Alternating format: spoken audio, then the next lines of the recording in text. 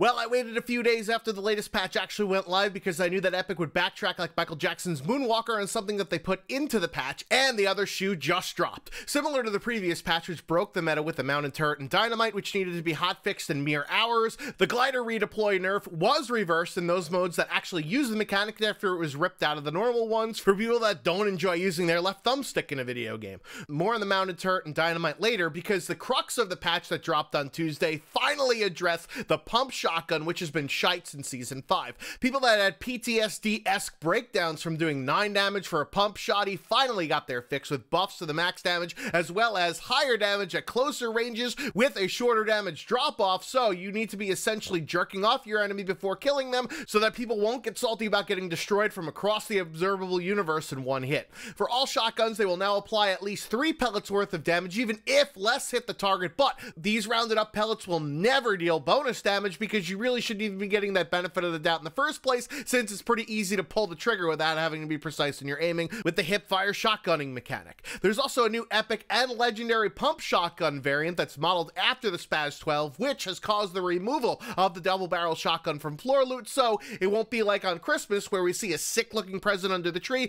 only to get near it and the tag is someone else's name on it. There were additional nerfs and bug fixes with the turret in the form of removing the ability to repair said turret, making it easier to hit people that are controlling the turret, reducing the drop rate slightly from 1.7% to 0.9%, and having it not being able to fire through its own floor. Dynamite was also updated to increase the explosion height so that non-white men who can jump won't be able to clear the boom, and now has the ability to play hot potato when the fuse is lit, such that you could pick up and throw the dynamite that has been already previously thrown, but don't let it explode in your fucking face. There's also a new limited time game mode called Team Rumble, which unfortunately isn't named after Michael Buffer, that pits 2 teams of 20 against one another, where the first team to 100 kills will get the victory royale for those kill whores in a survival game. Forget about the survival part in this mode though, because it's a respawn and a battle royale contradiction with a 5-second respawn timer in which you keep your inventory, but you'll drop random ammo and building materials that aren't in your own stash as an incentive to go for those kills.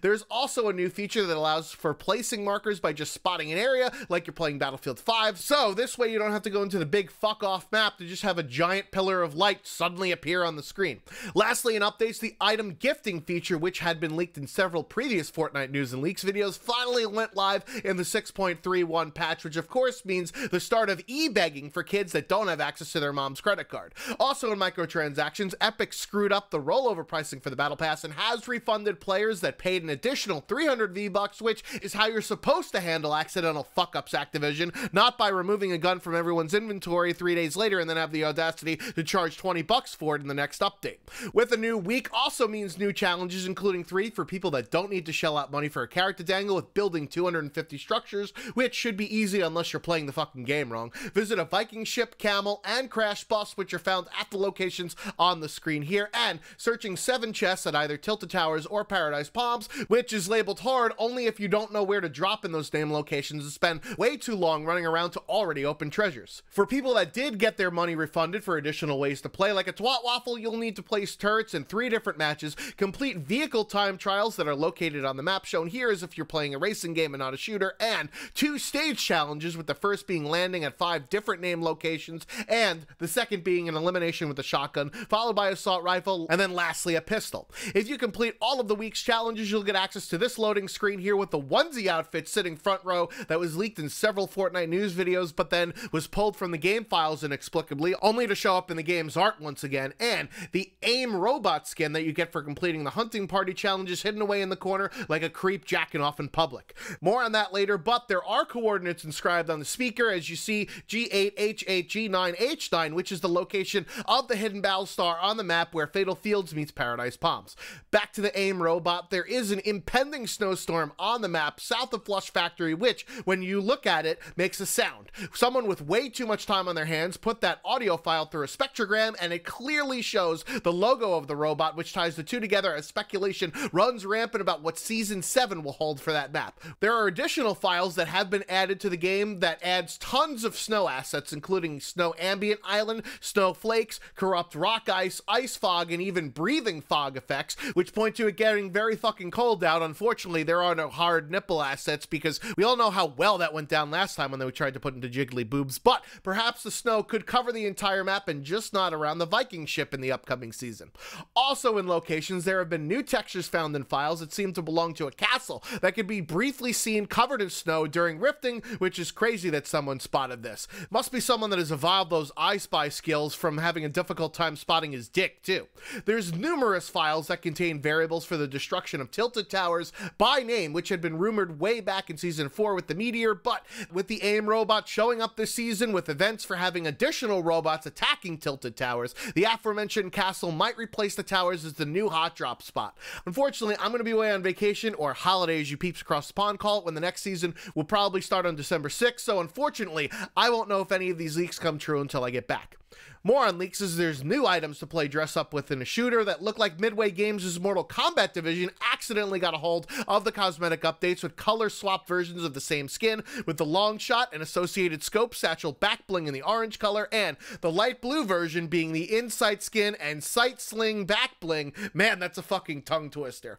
From previous leaks, the Reflex outfit and associated garb are now available with the NVIDIA GeForce GTX 10 series bundle, which also grants you 2,000 V-Bucks, which of course they introduced to spike sales after Cyber Monday buyers didn't get anything with their reduced purchase as a giant middle finger to people that fall prey into fabricated holidays for the sake of consumerism. There's also the Brick Tamland pickaxe with the lamp, and Walmart is doing a deal where you need to visit a store that will have a battle bus display in the store containing a code for a free spray that you can unlock in the game shown here. There's 4 new emotes, which include holding up a numeric value for your shitty performance with scorecard, phone it in for the epic sax guy, Mime Town for when you're pretending to be stuck in a 1x1 that you had built but was subsequently destroyed in the spray heavy meta, and Showstopper, which will inevitably make yet another celebrity pissed off that Fortnite is making money off of jacking their shit, while the kids that are playing the game don't even get the original reference and claim plagiarism off of Fortnite, which is funny because it's really the other way around, and they get nothing in royalties. Chance the Rapper, Blockboy JB, and 2 Milli are among hip-hop artists which have had their moves lifted for priced emotes in the game, so they have a right to be really mad. But the default emote, modeled after Scrubs' Donald Faison's Poison Dance, which was given the green light from producers and didn't even talk to the actors, so you know how that fucking bureaucracy works. And since it's a free-to-play game, this emote doesn't actually generate any revenue. Either way, it's kind of a shitty thing for Epic to do, but much like the Tender Defender bundle, they've been jacking original ideas for their own for quite some time now. There's also been some controversy in Fortnite with people now sending their kids to video game rehab for their addiction to the game. Here's a newsflash to everyone. Battle Royale games are addicting by their nature, since you're always chasing that high of getting a victory royale, whether you just won the previous game or if you lost, and it's even more so if you lose the game, you want to get a win, which by definition is only given to one person or team out of the entire set of players that are playing. So there's always more losers than winners. There's tons of other video games nowadays that want you to have their game to be your part-time or even full-time job, as we've seen with Black Ops 4's tier progression system on a time-based basis, requiring you to play about 28 hours of in-game time per week in order to finish all of the tiers, daily login bonuses in countless games to keep that carrot dangling, especially as we've seen in Destiny, not the fucked up sequel, but in the first incarnation, and the plethora of other MMOs that have been long for marathon binge sessions in the past. However, Fortnite's popularity and prevalence in society is so much more vast than any other game, including Minecraft, on a magnitude of levels, so naturally ignorance about how things work from people newly introduced or experienced to them will be labeled as a crisis. Unlike the plethora of kids now getting hooked on gambling because of loot boxes which have skirted existing regulations for coercing money out of people, there does not need to be oversight from any government bodies about people sinking too much time into self-entertainment. There aren't really any measures in place preventing people from binging on TV shows or movies, so there doesn't need to be the same for video games. I have had bouts of gaming addiction before where I shirked my responsibilities and have had to cut into my social life, but I had to get my shit together. It's one of your parental duties to protect your kids from getting into shit that they don't have the willpower to not do, much like overeating or other repetitive behavioral issues. Finally, in Fortnite news, the US Army is actually starting their own Fortnite esports team because in Trump's America, building a wall is now an essential skill set, and apparently we need to be winning at every fucking thing, even shit that while having skill gap is still incredibly reliant on RNG. Yeah, you know those skills and basic basic training like how to effectively counter build and how to efficiently manage weapon bloom, they're gonna come in real handy for this fucking game. Maybe the army knows more than we civilians do, and maybe there actually is an incoming storm that will wipe out 98% of the population, and this is actually a simulation, not just a fantasy game. Anyways, what do you think Season 7 will hold for us Fortnite players? I've been The Schwans27, off like a light before sex. Until next time.